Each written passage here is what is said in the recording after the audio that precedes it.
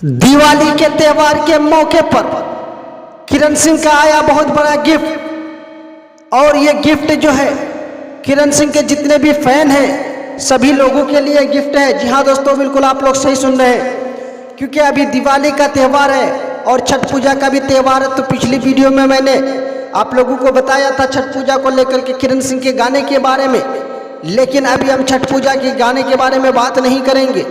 इस वीडियो में हम किरण सिंह की दिवाली के मौके पर जो गिफ्ट देने वाली है वो अपने फैन को गाने के माध्यम से गिफ्ट देने वाली है। और गाना भी जो है इतना ज़बरदस्त है, इतना ख़तरनाक है कि जिसको आप एक बार सुनेंगे तो 2 बार 3 बार सुनने का मन करेगा और उसके बाद आप बिना गाने को सुने और कमेंट करें आप रह नहीं पाएंगे। बाकी जो भी बातें मैं आप लोगों को बता रहा हूँ ये सोशल मीडिया से ली गई खबर है। हालांकि इन सारी बातों को हमारा चैनल पुष्टि नहीं करता है। आप सभी का बहुत बहुत धन्यवाद।